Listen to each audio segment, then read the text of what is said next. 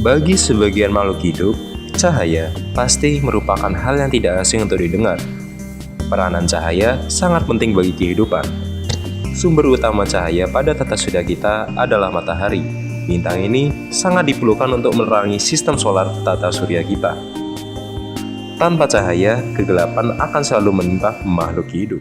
Halo guys, Tepit di sini dan Selain itu, makhluk hidup menggunakan cahaya matahari untuk beberapa hal. Salah satunya membantu proses fotosintesis.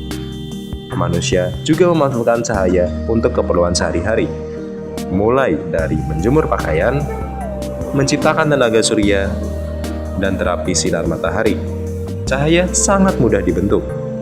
Jika kita menyalakan api di tempat yang gelap, maka cahaya akan muncul dengan seketika menerangi sekitarnya. Seperti kata pepatah, habis gelap muncullah kerang. Maksudnya terang.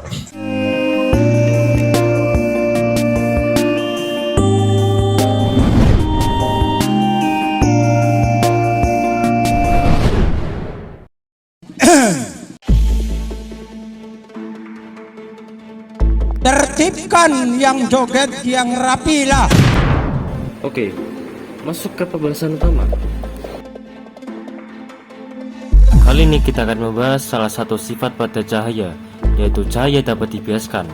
Dilansir dari harapanrakyat.com, cahaya sendiri adalah suatu gelombang elektromagnetik yang merambat lurus ke berbagai arah dengan kecepatan 3 kali 108 meter per second dan panjang gelombang sekitar 380 hingga 750 nanometer.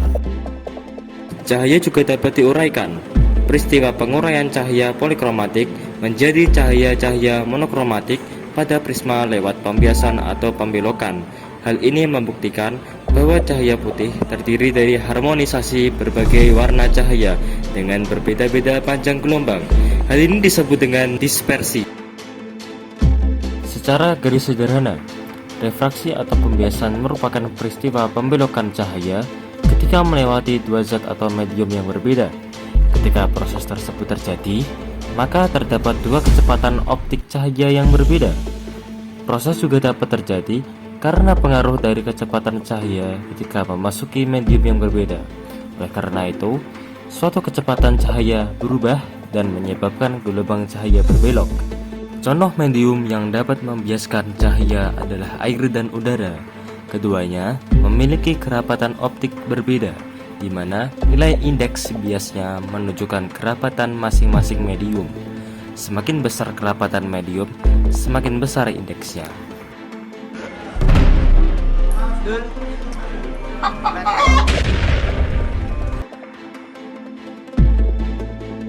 Dilansir dari detik.com, peristiwa pembiasan cahaya dibahas dalam hukum Snellius.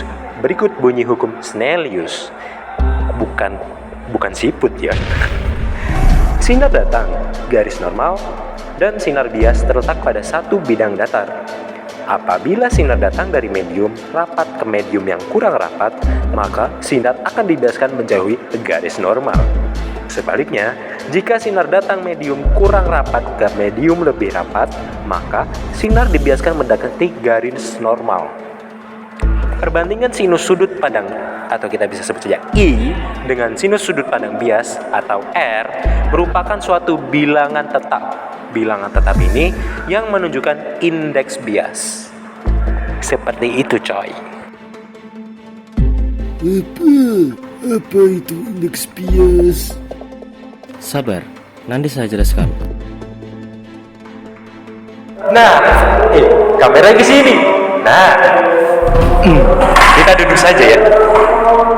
Kita masuk ke topik prakteknya, coy. Jadi, gimana pembiasan itu bisa terjadi? Pertama-tama kita siapkan bahannya dulu. Ada gelas, pastikan itu bening. Dan kita butuh air juga tentunya saja. Ini airnya. Lalu ada pulpen. Gak tahu ini pulpen siapa.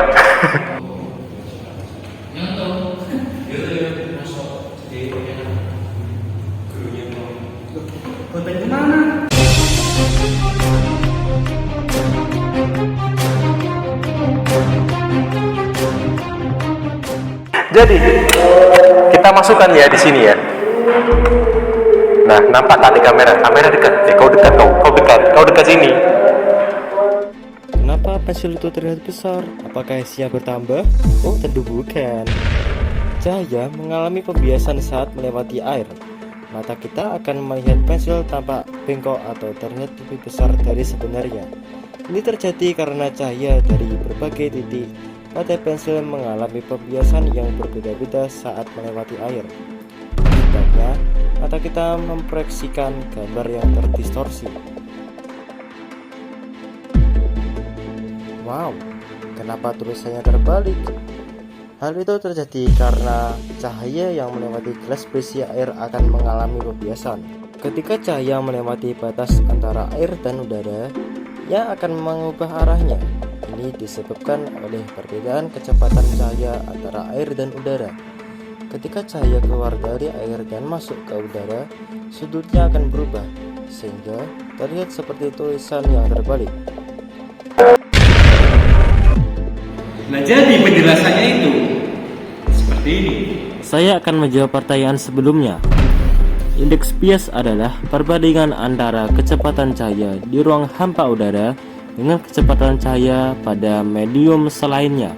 Dari hukum di atas, diketahui rumus pembiasan cahaya yaitu N1 kali V1 sama dengan N2 kali V2, di mana N1 adalah indeks bias medium 1 atau medium awal, N2 adalah indeks bias medium 2 atau medium akhir, V1 adalah kecepatan cahaya pada medium awal, dan V2 adalah kecepatan cahaya pada medium akhir. Sementara untuk rumus indeks bias mutlak yaitu N sama dengan C per V besar. N adalah indeks bias mutlak medium, C adalah kecepatan cahaya di ruang hampa, dan V adalah kecepatan cahaya pada medium.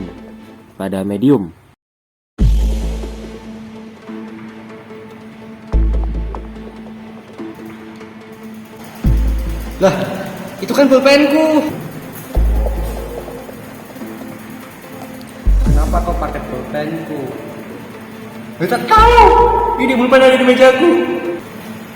Ya sudah, sini kembalikan. Ini tidak boleh. Sudah jadi hak saya. Ada di meja saya.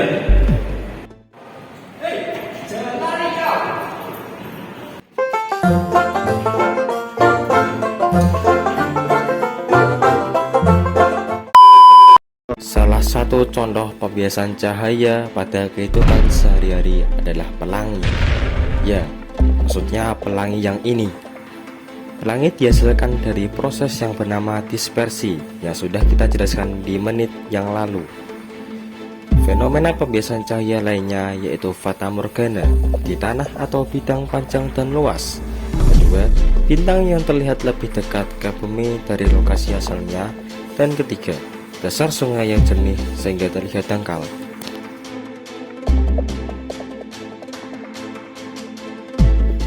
Pembiasan cahaya memiliki beberapa manfaat yang sangat penting. Berikut adalah beberapa manfaat dari adanya pembiasan cahaya. 1. Kacamata dan lensa. Pembiasan cahaya juga digunakan dalam pembuatan kacamata dan lensa. Lensa kacamata, lensa kamera, dan lensa mikroskop menggunakan pembiasan cahaya untuk memfokuskan cahaya dan membantu kita melihat objek dengan lebih jelas. 2. Mikroskop dan teleskop. Pembiasan cahaya juga penting dalam mikroskop dan teleskop. Dengan menggunakan lensa-lensa yang mengalami pembiasan cahaya, kita dapat melihat objek-objek yang sangat kecil atau jauh dengan lebih jelas. Hal ini memungkinkan ilmuwan untuk melakukan penelitian dan penampilan yang penting. Nah, seperti yang teman saya katakan saat awal video, hidup ini perlu dengan cahaya. Semua makhluk hidup memerlukan cahaya, dimanapun, kapanpun, dan siapapun. Bahkan, saat di WC, kita perlu cahaya. Terima kasih telah menyaksikan video kami. Sebelum ditutup, saya akan membacakan sebuah pantun. Kucing naik ke atas pohon, dirasa hidupnya sudah kelam. Terima kasih telah menonton. Cukup sekian dan salam.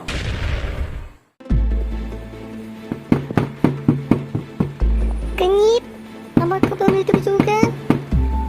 Kenyip, sudah malam. Kenyip. Suara mak gue. Kenyip. Sudah dulu ya. Itu.